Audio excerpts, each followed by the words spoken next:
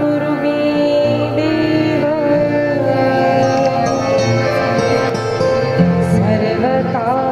सर्वकार्येषु सर्वदा। या कुन्देन्दुतुषारहारधवला या शुभ्रवस्त्रावृता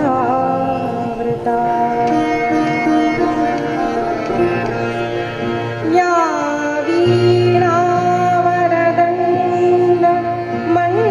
वीणावरदण्डमण्डितकरा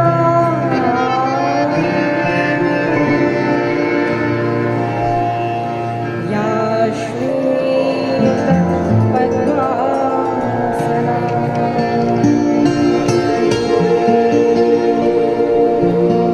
या ब्रह्माच्युत शङ्करप्रभृतिभिः देवैः सदा वन्दिता सा मां पातु सरस्वती भगवती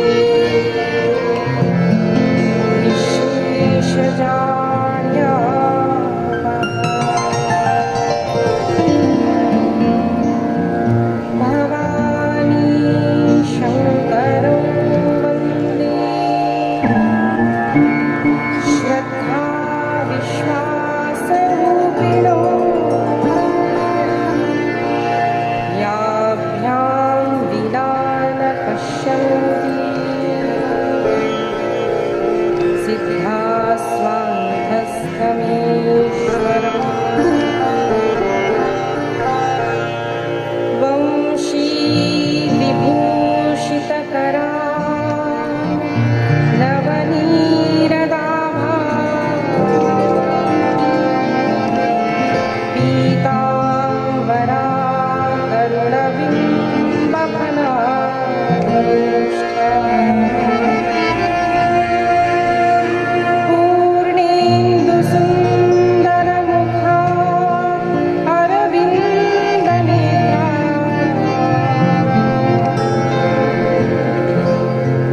कृष्णात्परं किमपि तत्त्वमहं न जाने। नमोऽस्तु ते व्यासविशालबुद्धे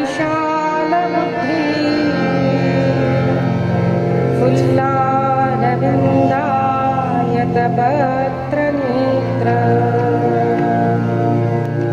येन त्वया भारततैलपूर्णः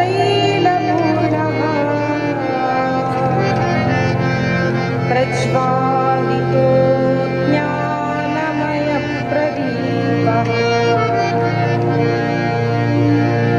यं प्रव्रजन्तमनुपीतमपीतकृत्यम् द्वैपायनो विरहकातराजुः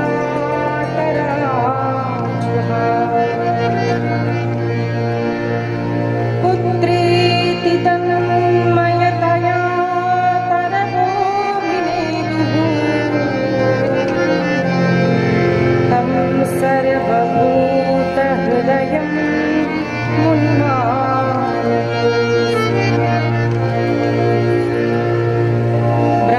ब्रह्मानन्दं परमसुखदं केवलं ज्ञानमूर्तिं द्वन्द्वातीतं गगनसदृशं तत्त्वमस्यादिलक्ष्यम् एकं नित्यं विमलमचलं सर्वधी साक्षिभूतं भावातीतं त्रिगुणरहितं सद्गुरुं तन्नमामि। योऽन्तः प्रविश्य मम वाचमिमां प्रसुप्तां सञ्जीवयत्यखिलशक्तिधरस्वधाम्ना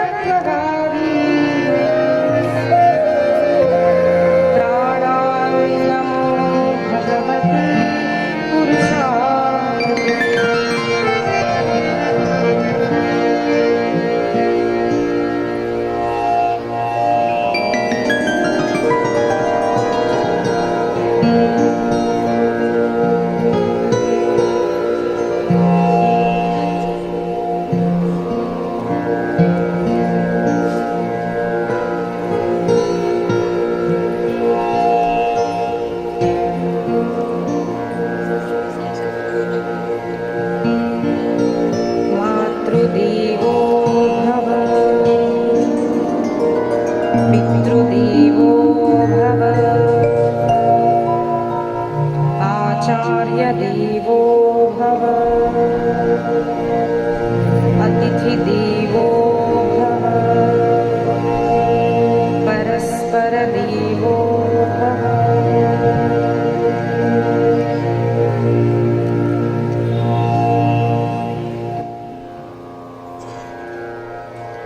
दो मिनट नाम संकीर्तन करते हैं सभी अपने हाथों से ताली बजाएंगे। अपने श्रीमुख से भगवान का अत्यंत सरल व मधुर नाम सभी ने ओम नमो भगवते श्री राघवेंद्राय। ओम नमो भगवते श्री राघवेंद्राय। ओम नमो भगवते श्री राघवेंद्राय। ओम नमो भगवते श्री राघवेंद्राय। ओम नमो भगवते श्री राघवेंद्राय। ओम नमो भगवते श्री राघवेंद्राय। राघवेंद्राय श्री राघवेंद्राय। राघवेंद्राय श्री राघवेंद्राय। राघवेंद्राय श्री राघवेंद्राय। राघवेंद्राय श्री राघवेंद्राय। ओम नमो भगवते श्री राघवेंद्राय। ओम नमो भगवते श्री राघवेंद्राय। राघवेंद्राय श्री राघवेंद्राय। राघवेंद्राय श्री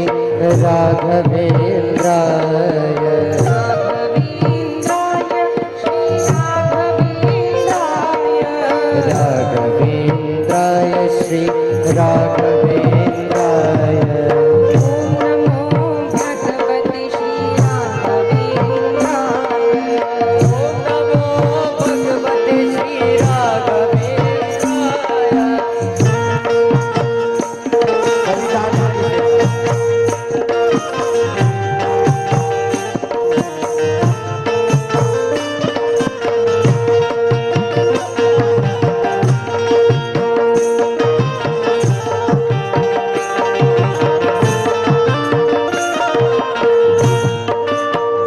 ओम नमो भगवते श्री राघवेंद्राय। नमो भगवते श्री राघवेंद्राय। नमो भगवते श्री कृष्णचंद्राय। नमो भगवते श्री कृष्णचंद्राय। नमो भगवते श्री हनुमंताय। भगवते श्री रघुनंदाय। ओम नमो भगवते श्री वासुदेवाय। नमो भगवते श्री वासुदेवाय। ओम नमो भगवते श्री वासुदेवाय। ओम नमो भगवते श्री वासुदेवाय। राघवेंद्राय श्री राघवेंद्राय। राघवेंद्राय श्री राघवेंद्राय। राघवेंद्राय श्री राघवेंद्राय। राघवेंद्राय श्री राघवेंद्राय। ओम नमो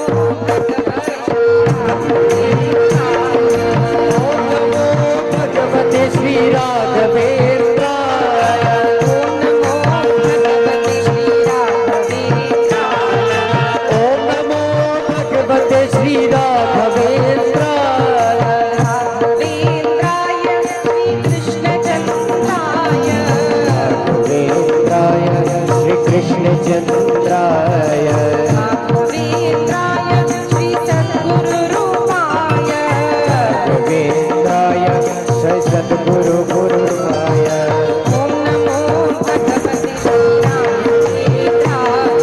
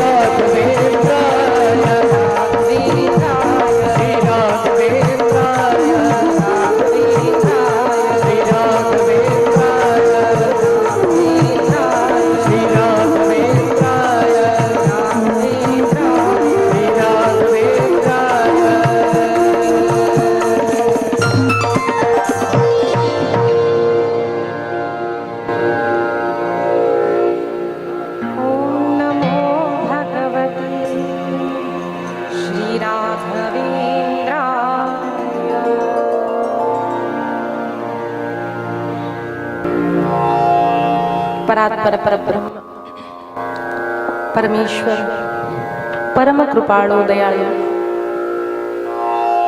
सच्चित आनंद स्वरूप भक्त वत्सल करुणा वत्सल मेरे कृष्ण, इनकी कृपा से आज भाग्यनगर में हम सबको श्रीमद् भागवत की कथा सुंदर ऐसा योग प्राप्त हुआ है।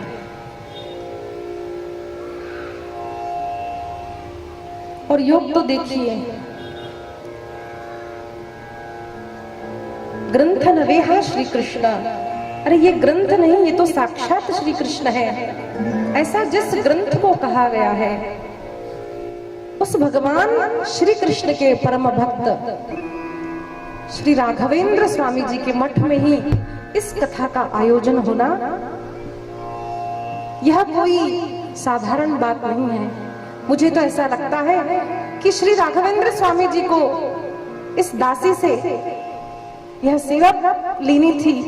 बस यही कारण है कि आज इस मठ में मुझे उनकी सेवा करने का यह सुंदर योग प्राप्त हुआ है। संत वर्णन करते हैं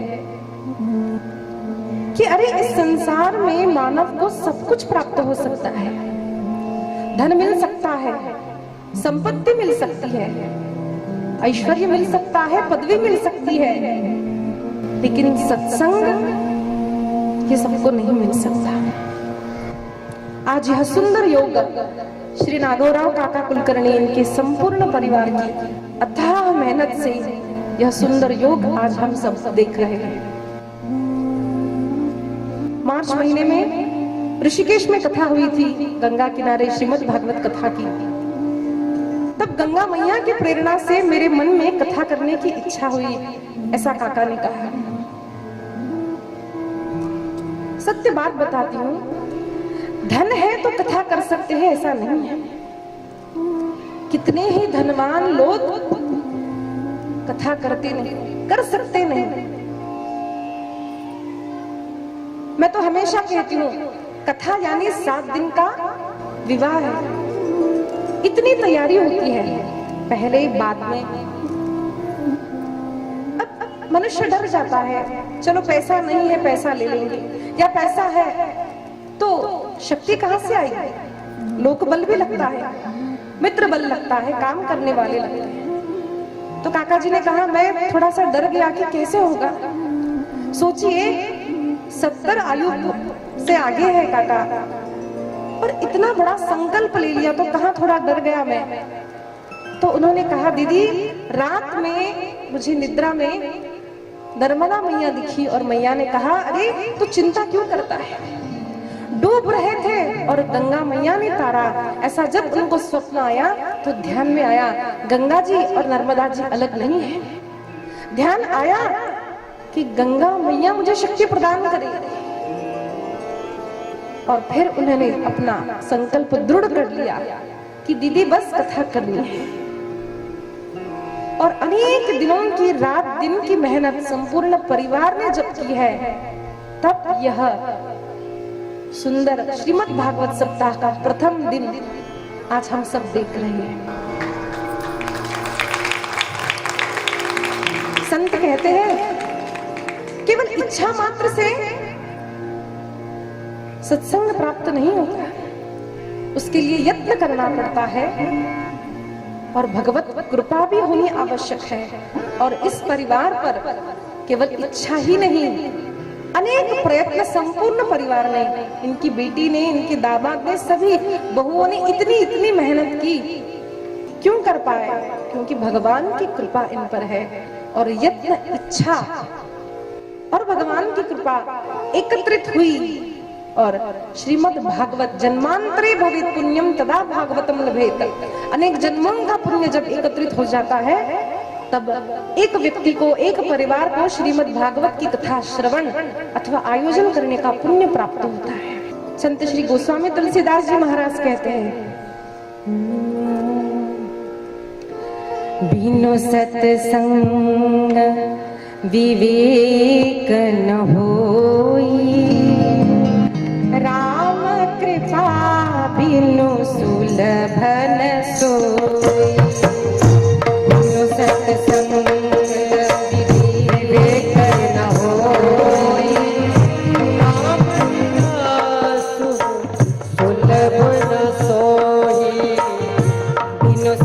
सत्संग विवेक न होई, राम कृपा बिनु सुलभ न सोई।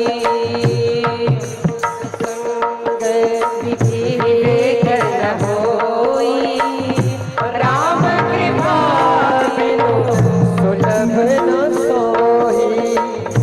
मंगल भवन मंगलहारी, द्रवहु सुदशरथ अजिर बिहारी। मंगल भवन मंगलहारी,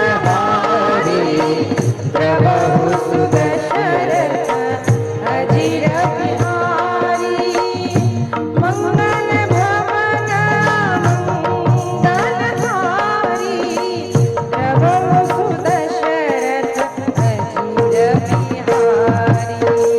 बिनु सत्संग विवेक न होई, राम बिना बिनु सुलभ न सोई।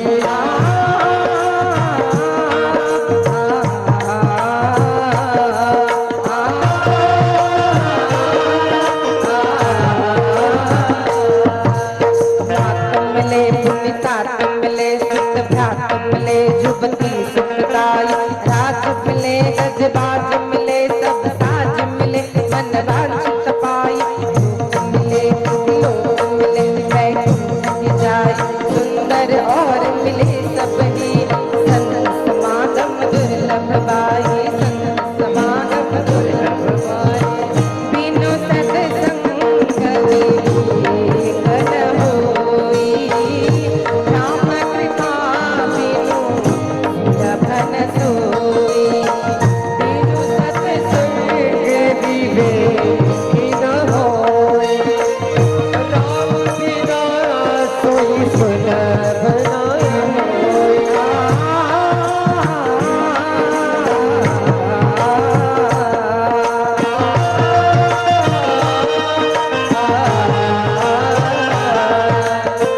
सिया राम जय जय सिया राम, सिया राम जय जय सिया राम, जय सिया राम जय जय सिया राम, जय सिया राम जय जय सिया राम, जय सिया राम जय जय सिया राम, जय सिया राम जय जय सिया राम, जय सिया राम जय जय सिया राम। जय सिया राम जय जय सिया राम। मंगल भवन मंगलहारी, द्रवहु सुदशरथ अजिर बिहारी। मंगल भवन मंगलहारी, प्रभु सुदशरथ अजिर बिहारी। बिनु सत्संग विवेक न होई, राम कृपा बिनु सुलभ न सोई। बिनु सत्संग विवेक न होई, राम बिना बिनु सुलभ न सोई। राम कृपा बिनु सुलभ न सोई। राम कृपा बिनु सुलभ न सोई। संत वर्णन करते हैं कि भगवान की कृपा बिना सत्संग प्राप्त नहीं होता और सत्संग से ही विवेक की प्राप्ति होती है। अनेक संतों ने यही कहा है, इसलिए मानव मात्र का प्रयत्न यह होना चाहिए कि हम सत्संग कैसे करें। हर एक शास्त्रों को आप देखिए, जब भगवान श्री कृष्ण ने अर्जुन को उपदेश देना आरंभ किया श्रीमद् भगवत गीता में, तो पहले क्या उपदेश दिया है? पहले क्या कहा? नैनं छिन्दन्ति शस्त्राणि नैनं दहति पावकः, न चैलं क्लेदयन्त्यापो न शोषयति मारुतः। अरे अर्जुन, तो युद्ध से घबरा रहा है। यह देह मरता नहीं है, न शस्त्र अस्त्र से मार सकते हैं, न वायु इसे सुखा सकती है। अरे तू आत्मस्वरूप है अर्जुन, यह देह तो बदलता रहता है। वासांसि जीर्णानि यथा व्याय। प्रथम भगवान ने उपदेश यह दिया है कि यह शरीर नश्वर है, आत्मा तो अमर है। आत्म स्वरूप का वर्णन किया, देह की महिमा का वर्णन किया। अब हर एक संतों को देखिए, प्रथमतः यही कहते हैं कि आत्मचिंतन करो। मैं कौन हूं? मैं शरीर नहीं हूं, मैं तो आत्म स्वरूप हूं। शरीर कदाचित मानव का हो तो अनेक पाप होने पर पशु जन्म भी प्राप्त हो सकता है, और इसी शरीर से जब अथाह पुण्य होता है तब देवता के रूप में भी देव योनि भी हमें प्राप्त हो सकती है। संत वर्णन करते हैं, शास्त्र वर्णन करते हैं कि मानव मात्र ही एक ऐसा जीव है जिसको प्रकट करने के बाद ब्रह्मा जी को आनंद हुआ। 84 लाख योनियां हैं, जलचर, स्थलचर, नभचर, अनेक प्रकार के विविध प्राणी हैं इस संसार में, लेकिन एकमात्र मानव ऐसा है जिसको बुद्धि है। आप कहेंगे अरे पशुओं में भी बुद्धि होती है। पशु भी जानते हैं अगर ऊपर खाना लगा है वृक्ष में तो कैसे चढ़ा जाए।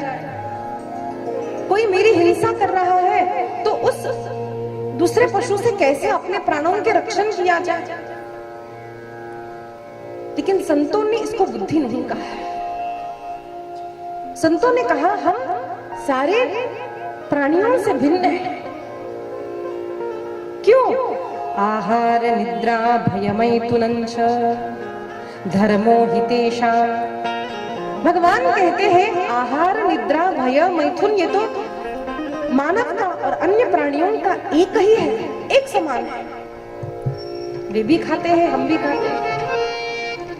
कदाचित हमारा विवाह होता है तो उनमें विवाह पद्धति हमारे जैसी ना हो, लेकिन पशुओं में भी पति पत्नी होते हैं, उनके भी बच्चे होते हैं। सुबह उठे तो दिन में क्या खाना चाहिए इसका चिंतन प्राणी भी करते हैं, और मृत्यु उनकी भी होती है। तो हम अन्य पशुओं से, प्राणियों से भिन्न है कैसे? धर्मो हि तेषाम् अधिको विशेषो धर्मे नहीना पशुभिः समाना। हमको और अन्य प्राणियों में एक ही बदल है कि मानव बुद्धि का उपयोग धर्म अधर्म के विचार में कर सकता है। धर्म क्या है, अधर्म क्या है, क्या बोलना चाहिए, क्या करना चाहिए, क्या नहीं करना चाहिए, कौन से कार्य करने से मुझे इस संसार से, जन्म मृत्यु के चक्कर से मुझे मुक्ति मिलेगी, यह विचार केवल मानव जन्म में ही प्राप्त हो सकता है, मानव ही कर सकता है। इसीलिए धर्मे नहीं ना पशुभिः समाना। हमको यह जानना चाहिए, अगर हमारे जीवन में भी देखिए, अपने आप को, अपने जीवन को देखिए, अगर मेरे जीवन में भी धर्म का विचार नहीं है,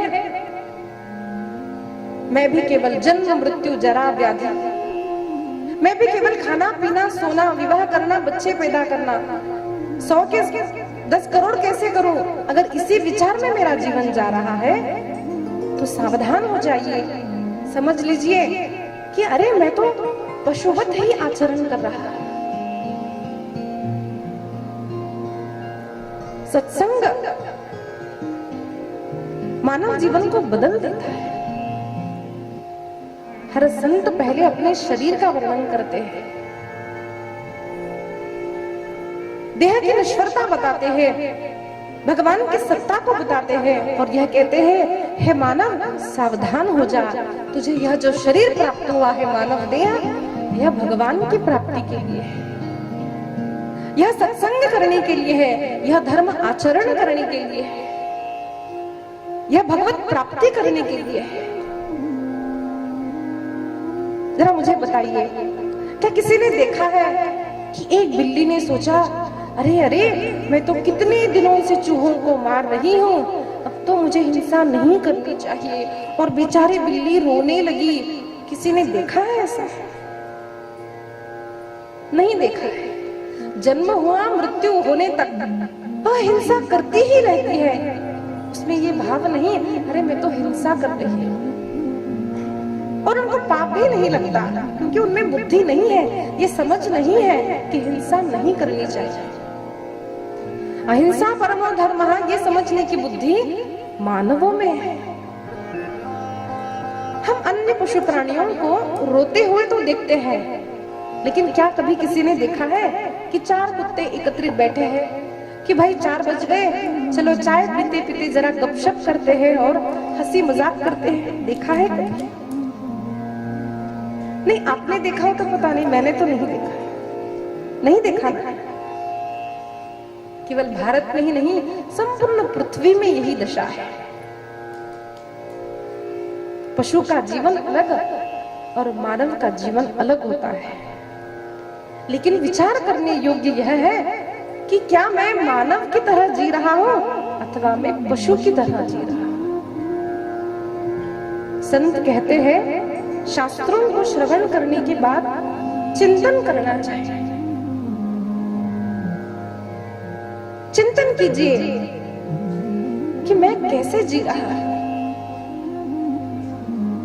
अनेक शास्त्रों में यही वर्णन किया कहा है, सतत मानव मात्र का प्रयत्न होना चाहिए कि सत्संग करो और सत्संग करो। और संपूर्ण शास्त्रों का जो सार है, वेदों का जो सार है, वह श्रीमद् भागवत, इससे उत्तम सत्संग कोई और नहीं है। भगवान व्यास ने 18 पुराणों की रचना की, उपनिषद, 18 उपनिषद, उप उपनिषद, महाभारत, लेकिन उसके पश्चात में जब उन्हें शांति नहीं मिली तब उन्होंने अंतिम ग्रंथ श्रीमद् भागवत इसकी रचना की है और परमानंद को प्राप्त किया है। और हर संत ने कहा है श्रीमद् भागवत का कथा श्रवण करने से, इस ग्रंथ के घर में पूजा करने से, उसका चिंतन मनन करने से, उसके अनुसार अपने जीवन का आचरण करने से आनंद की प्राप्ति होती है, भगवान की प्राप्ति होती है, पितरों की तृप्ति होती है। नित्यं भागवतं यस्तु पुराणं पठते नरः प्रत्यक्षरं भवेत् तस्य कपिलादानजं फलम्। नित्यं मम कथा यत्र तत्र तिष्ठन्ति वैष्णवाः कलिबाह्य नशास्ते वै योर्चयन्ति सदा मम। भगवान कृष्ण कहते हैं, संत कहते हैं कि भगवान कृष्ण जो भागवत कथा करता है, सुनता है, उसके वशीभूत हो जाते हैं। वशीकृतो ह्ययं तैश्च सत्स्त्रिया सत्पतिर्यथा। भगवान कहते हैं अरे पतिव्रता नारी जिस प्रकार से अपने पति की अधीन रहती है, मैं भी उस भक्त के अधीन हो जाता हूँ जो अखंड भागवत का चिंतन श्रवण स्मरण करता है। श्रीमद् भागवत का महात्म्य कुछ क्षणों में, कुछ दिनों में नहीं किया जा सकता है। शास्त्रकार वर्णन करते हैं श्रोतव्यम मम शास्त्रम ही, श्रोतव्यम सुनने से, मम शास्त्रम ही ये मेरा शास्त्र, यशो धर्म जयार्थिना यश की प्राप्ति होती है। अपने अपने क्षेत्र में जो भी हम कार्य करते हैं उसमें जय विजय की प्राप्ति होती है। पाप क्षयार्थम, अगर जान बूझकर या बिना जाने पाप हो गए हैं उन पापों का नाश होता है। लोकेश मोक्षार्थम, मोक्ष की भी प्राप्ति होती है। और इतना ही नहीं, धर्म बुद्धिना, धर्म क्या है अधर्म क्या है इसका ज्ञान होता है और धर्म करने की इच्छा प्रकट होती है। वर्णन किया है काकबंध्या, जिसे संतति प्राप्त होती नहीं, जो विधवा है, जो व्यक्ति दरिद्री है, जो व्यक्ति दुखी है, इन सभी का दुख दारिद्र्य नाश करते हैं। संतति की प्राप्ति श्रीमद् भागवत के श्रवण से प्राप्त होती है। दरिद्रश्च क्षयी रोगी निर्भाग्य पाप कर्मवान अनपत्यो मोक्षकामः शृणुयाच्च कथामिमाम्। अनेक श्लोकों में श्रीमद् भागवत कथा का महात्म्य वर्णन किया है। कथा महात्म्य प्रथम वर्णन करते हैं, उसके पश्चात भागवत की कथा आती है। क्या है ये भागवत? एक बात बताइए, यहाँ पर उपस्थित कितने लोगों ने श्रीमद् भागवत की कथा इससे पूर्व श्रवण की है? हाथ उठाइए।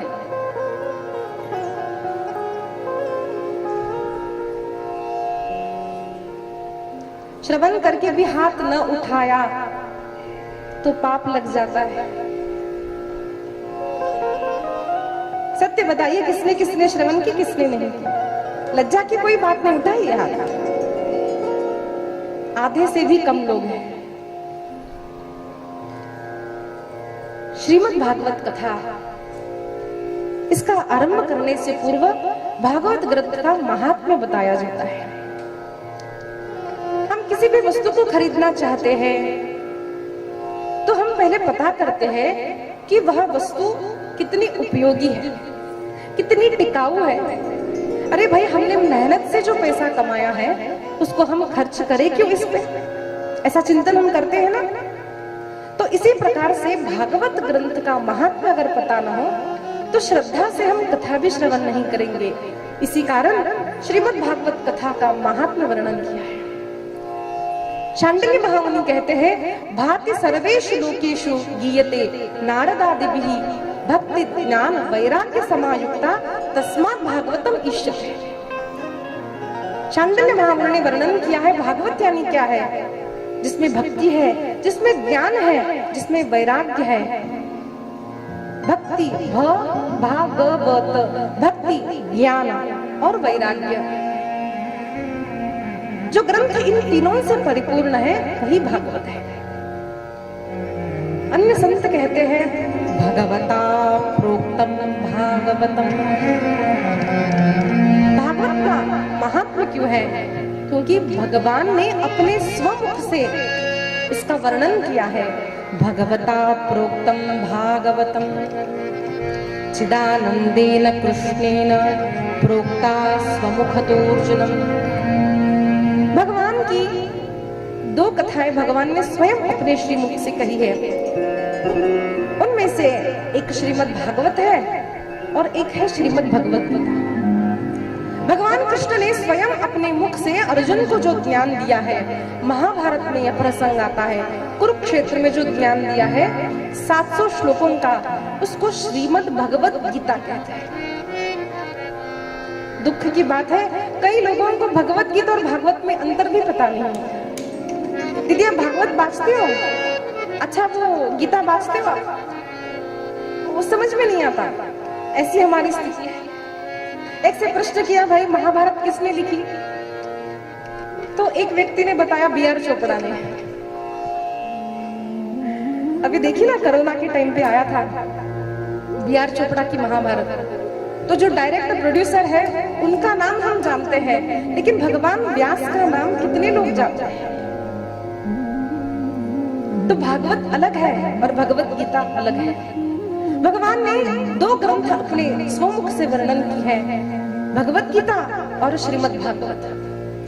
तो कोई कहेगा, भाई भागवत तो व्यास जी ने कही है अथवा शुकाचार्य ने कही है। इसका वर्णन आता है प्रथम स्कंद में। नारद महर्षि कहते हैं व्यास जी से कि चतुश्लोकी भागवत भगवान नारायण ने अपने मुख से प्रथमतः ब्रह्मा जी को प्रदान की। ब्रह्मा जी ने अपने पुत्र नारद को प्रदान की और वही चतुश्लोकी भागवत नारद जी ने व्यास जी को प्रदान की है। फिर उस 4 श्लोकों का 18,000 श्लोकों में विस्तार किया है व्यास महर्षि ने, और उसको हम श्रीमद् भागवत कहते हैं। लेकिन मूल भागवत चतुश्लोकी 4 श्लोकों में ही भगवान कृष्ण ने, भगवान नारायण ने अपने मुख से वर्णन किया है। इसलिए इन दो ग्रंथों को श्रीमद् ऐसा मुकुट लगता है। अष्टादश पुराण है ना, मध्वयम भद्वयम चैव ब्रत्रयम व चतुष्टयम अनपालंग पुस्कानि पुराणानि पृथक पृथक। कई लोगों को नाम पता नहीं होता, तो व्यास जी ने एक ऐसा श्लोक दिया है जिससे हम समझ जाए कि 18 पुराण कौन से हैं। मध्वयम, म से 2, मत्स्य पुराण, मार्कंडेय पुराण। भद्वयम, भागवत भविष्य पुराण। मध्वयम, भद्वयम चैव ब्रत्रयम, ब्र से 3, ब्रह्मांड पुराण, ब्रह्मवैवर्त पुराण, ब्रह्मांड पुराण, ऐसे 3 ग्रंथ हैं। मध्वयम, भद्वयम चैव ब्रत्रयम, व चतुष्टयम, वामन पुराण, वराह पुराण, विष्णु पुराण, व से 4 पुराण हैं।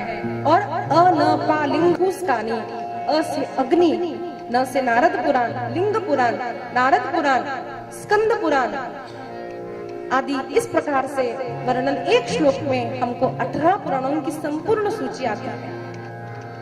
तो इतने सारे ग्रंथों में केवल 2 ग्रंथों को श्रीमद् का मुकुट लगता है, और वो 2 ग्रंथ है श्रीमद् भागवत और श्रीमद् भगवद गीता। 2 मिनट नाम संकीर्तन करते हैं और आगे बढ़ते हैं। सभी अपने हाथों से, दोनों हाथों से तालियां बजाएंगे और भगवान का गुणगान करेंगे। राधा राधा कृष्ण राधा, राधा राधा कृष्ण राधा, राधा राधा कृष्ण राधा, राधा कृष्ण राधा, राधा राधा कृष्ण राधा, राधा राधा कृष्ण राधा, राधा राधा कृष्ण राधा।